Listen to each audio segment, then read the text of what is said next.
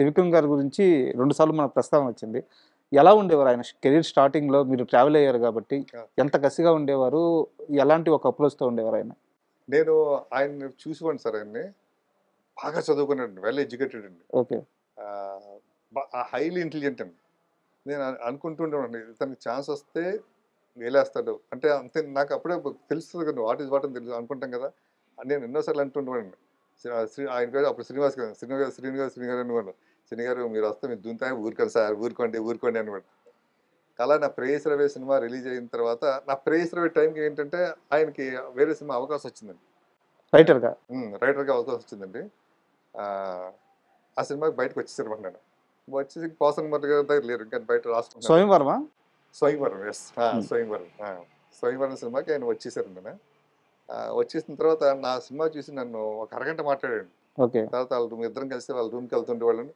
ముఖ్యంగా ఏంటంటే ఈ విషయం కూడా మీకు చెప్పాలి. నేను 'ప్రేయస్ రవే' సినిమా స్క్రిప్ట్ అంతా అయిపోయిన తర్వాత కూడా సెట్స్‌లో జరుగుతున్నప్పుడు కూడా ఒక్కొక్క సీను పోసాని గారి దగ్గర నాకు ఇది పోసాని గారి కన్నా ఇంకోటి బాగుంటదేమో అనేసి అర్ధరాత్రి ఎవరికీ తెలియకుండా హ్మ్. శ్రీనివాస్ గారి రూమ్‌కి వెళ్ళేవాడనమాట. ఓకే. త్రివిక్రమ్ గారి రూమ్‌కి వెళ్ళేవాడిని. సో, ఇక్కడ పంజాగుట్టలో ఉండేదండి. ఓకే. ఆయన పాపం ఆయన కరెక్షన్ చేసి ఇచ్చేవాడండి నేను. భలే ఉంది సినిమా మహేష్ గారు భలే ఉందని.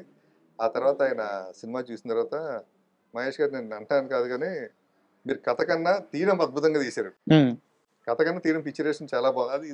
అది ఆ మాట పోసాని మురళి గారు కూడా అన్నారండి ఆ మాట అది. నా కథని అద్భుతంగా చూపించావు నువ్వు అనేసి. ఆహ్, అలాగా నాకు ఆయనతోటి బాగా ర్యాప్ ఉండేదండి ఒక టైంలో. అప్పుడు ఆయన పక్కన సునీల్ గారు కూడా ఉండేవారా? ఉండేవారండి. హ్మ్. అదే రూమ్‌లో ఉండేవారు కదా! కలిసి ఉండేవాళ్ళు. అంటే ఒక మంచి ఇన్సిడెంట్ వాళ్ళిద్దరి మధ్య మీరు చూసింది ఏమన్నా ఉంటే చెప్తారా? అంటే వాళ్ళిద్దరూ అంటే ఇంకా ఫ్రెండ్స్ అంటే అలా ఉండాలి. నిజమైన ఫ్రెండ్స్ అంటే ఇలా ఉండాలి. కలిసి తాగడం, కలిసి తినడం. అంటే ఆహ్, ఆహ్, పోసాన్ త్రివిక్రమ్ శ్రీనివాస్ గారు ఎక్కడో హోటల్‌లో రూమ్‌లో ఉన్నా కూడా నైటు ఇద్దరు కలిసే భోంచేసేవారండి. హ్మ్. లేతే ఈయన అక్కడికైనా రమ్మనేవారు. లేతే వర్క్ అయిపోతే నాకు ఎక్కడికైనా వెళ్ళేవారు తప్పితే విడివిడిగా మాత్రం ఎప్పుడు తినడం నేను చూడలేదు సార్. సూపర్. హ్మ్. అంత గొప్ప ఫ్రెండ్. ఆ ఫ్రెండ్స్‌ని నేను ఇండస్ట్రీలో చూడలేదు. బయట ఓకే కానీ ఇండస్ట్రీలో చూడలేదు. ఇండస్ట్రీలో ఆర్టిఫిషియల్ ఫ్రెండ్స్ కదా నేను చూస్తుంటాను కదా! మనం ఇటు కొట్టామనుకోండి ఒకటే ఫ్రెండ్స్ ఉంటారు.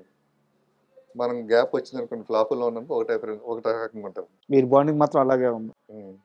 అండ్ ఈ మూవీ పక్కన పెడితే సార్ 'పేస్ రావే' పక్కన పెడితే ఆహ్, వడ్డే నవీన్ గారు. ఆయనకి బయట దారుణమైన లేడీ ఫాలోయింగ్ ఉంది. చాలా హ్యూజ్ ఫాలోయింగ్ అది. బట్ ఇండస్ట్రీలో ఆయన మీద ఒక నెగెటివ్ స్ప్రెడ్ చేశారు ఆ టైంలో. కొంచెం ఇగోయిస్టిక్, ఎవరితో మాట్లాడరు, ఎవరిని పలకరించరు. ఇలాంటి ఒక నెగెటివ్ స్ప్రెడ్ చేశారు. మీ దాకా గూడా ఆ నెగటివిటీ స్ప్రెడ్ చేశారని, మీరు ఆయన్ని కలిసిన తర్వాత రియలైజ్ అయ్యారని చెప్పి ఒక ఇన్సిడెంట్ తెలిసింది. అసలు వడ్డీ నవీన్ గారిని ఎందుకు అప్రోచ్ అయ్యారు? ఇప్పుడు నేను చెప్పిన ఆ నెగెటివ్ కరెక్టేనా? ఏం జరిగింది ఆ రోజు? అంటే అప్పుడు ఆ కథకి మేము యాక్చువల్‌గా ఒక కథ అనుకున్నాం సార్ అది. ఆ కథకి బెల్లంకొండ సురేష్ గారు ప్రొడ్యూసర్ అండి. ఆయన ఒక వేరే హీరోయిన్‌తో మాట్లాడుకున్నాం. లాస్ట్ మినిట్‌లో వాళ్ళకి మిస్‌అండర్‌స్టాండింగ్ వచ్చి పక్కకొచ్చేసారండి. అప్పుడు వేరే హీరో అంటే ఆయన ఏమన్నారంటే మహేష్ గారు వడ్డీ నవీన్ గారితో చేద్దాం సార్ అని. సరే ఓకేనని వడ్డీ నవీన్ గారు అన్న వెంటనే నేను మామూలుగా బయట మాట్లాడుకుంటాం కదా సార్. అమ్మో! ఆయన అదో రకంగా ఉంటాడు.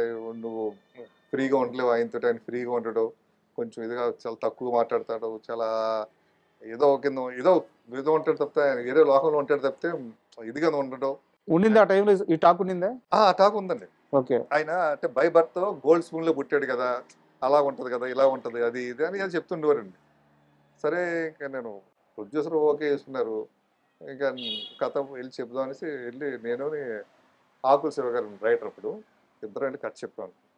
కథ చెప్తే తనకి కథ నచ్చింది. నేను నా మైండ్‌లో ఆయన గురించి ఒకటి చెప్పారు కదా సార్! మనకు తిరుగుతూ ఉంటది కదా సార్! ఆయనతో ఎంత మాట్లాడినా. అవును. నాకు ఆయనలో ఏం కనిపించలేదండి. ఆ కామెడీ సీన్స్ వస్తే నవ్విపోవడం, ఈ సీన్ వస్తే నవ్విపోవడం అన్నీ అయిపోయిన తర్వాత వెళ్ళినప్పుడు డైరెక్టర్ గారు మీరు ఒకసారి పర్సనల్‌గా రండి నా దగ్గరికి. మనం పర్సనల్‌గా కూర్చొని మాట్లాడదాం అన్నారు.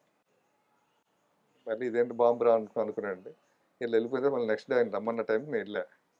వెళ్తే చాలా ఫ్రెండ్లీగా శ్రీకాంత్ గారు నాతోటి ప్రేయస్ రవి చేస్తుంటే ఎంత ఫ్రెండ్లీగా ఉండేవాడు ఆయన. అలా ఫ్రెండ్లీగా మాట్లాడడం. హ్మ్. సార్ ఈ సీన్ ఎలాగ అనుకుందాం సార్. ఈ సీన్ ఎలాగ అనుకుందాం అంటే ఇంకా ఆ సీన్ ఇంకెలా అనుకుంటున్నారు దీనికి మాట్లాడుతుంటారు మాట. అంటే నేను విన్నంత రాంగ్ అండి. ఉమ్, అప్పుడు అనిపించింది మరి అందరిని దరచుకుంటూ పొలుపు అంటారు కదా, ఆయన డేట్స్ ఎవరు అడుగుంటారు లేకపోతే ఏదో అని ఉంటారు. అది ఓకే. కుదరినప్పుడు ఇంక ఇలాగా మాట్లాడి ప్రచారం చేస్తుంటారు తప్పితే ఇంక రెండోది ఏం కాదని అనిపించిందండి. వెరీ నైస్ ఫెలో అంటే జెంటిల్మెన్, వెరీ జెంటిల్మెన్ అండి. నాకు నాకు నేను చేసిన హీరోల్లో నాకు శ్రీకాంత్ గారు ఎంత ఇష్టమో, వడ్డే నవీన్ గారు కూడా అంత ఇష్టం. మీరు చెప్పారా సార్ మీ గురించి ఇలా? చెప్పండి. చెప్పి నవ్వుకున్నాడండి. అంటే అనుకుంటే నాకు నా వర్క్ కూడా వినిపిస్తుంటదండి అప్పుడప్పుడు అన్నాడాయన. ఆ. అండ్ ఇంకో విషయం ఏంటంటే ఇప్పుడు మీరు ఎలా అయితే చాలా సంవత్సరాల తర్వాత రీఎంట్రీ ఇస్తున్నారో ఆయన కూడా అలాగే రీఎంట్రీ ఇవ్వబోతున్నారు. సినిమా ప్రొడక్షన్లో ఉంది, త్వరలో రిలీజ్ కాబోతుంది. అవును సార్. అవును. ఉమ్, నేను మొన్న చూసాను సార్. నాకు తెలియలేదు. మొన్న ఈ మధ్య పేపర్‌లో దేంట్లో చూసాది.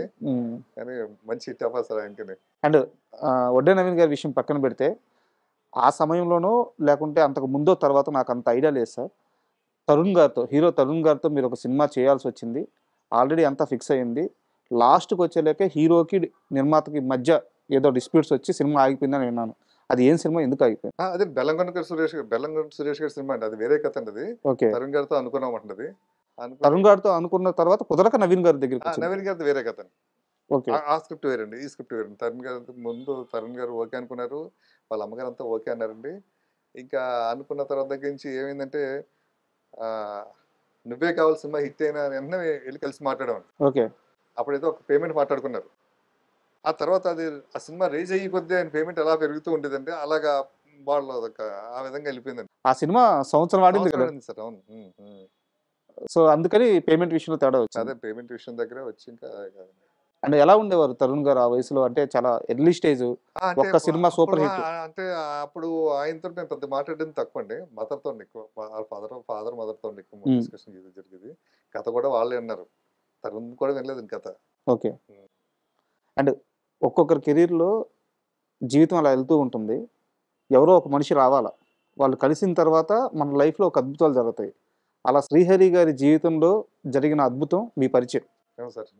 అదే విధంగా మీకు గూడా అంతే ప్లస్ అయింది. మీ ఇద్దరి కాంబినేషన్. అవునండి. ఒకానొక టైంలో మీరు శ్రీహరి గారితో 'అయోధ్య రామయ్య' తీసే ముందు శ్రీహరి సినిమాలంటే 4 ఫైట్‌లు, ఒక 2 డైలాగులు అనే ఒక చీప్, అంటే ఈ వర్డ్ నేను వాడకూడదు. బట్ ఉన్న విషయం చెప్తున్నాను. అవును సార్. అవును. ఒక చీప్ కామెంట్స్ చేసేవాళ్ళు ఇండస్ట్రీలో. హ్మ్. దాన్ని మార్చింది మహేష్. ఆ లెక్క మార్చింది మహేష్ అని జెప్పి ఒక టాక్ ఉంటది. నిజమేనా? నిజమే సార్. నాకు శ్రీహరి అంటే బాగా ఇష్టం సార్ అతను. అతను చాలా మంచోడండి. చాలా మంచి మెంటాలిటీ అండి. ఆహ్, అతను వేషాల కోసం తిరుగుతుండేవాడన్నమాట. వెరీ బిగినింగ్ అండి. నేను 'సురేష్ పర్సన్స్‌లో' అసిస్టెంట్ డైరెక్టర్‌గా చేస్తున్న టైంలో 'తాజ్ మహల్' అని ఒక సినిమా, శ్రీకాంత్ గారిది. శ్రీకాంత్ గారి సినిమా. దాంట్లో హీరోయిన్ బ్రదర్ క్యారెక్టర్ ఉంటదండి అది. ఒక ముస్లిం క్యారెక్టర్ అండి. ఆ క్యారెక్టర్‌కి ముగ్గురు, నలుగురు అనుకున్నారు మాట. నాయుడు గారికి ఆప్షన్స్ ఉంటాయండి. అంటే మేము ఒక స్క్రిప్ట్ రాసి ఆయన చేసినప్పుడు ఫస్ట్ ఇద్దరు హీరోలు. హ్మ్. అలాగే ప్రతి క్యారెక్టర్ ఇద్దరు, ముగ్గురు ఉంటారు. ఇతను కాకపోతే ఇతను, ఇతను కాకపోతే ఇతను.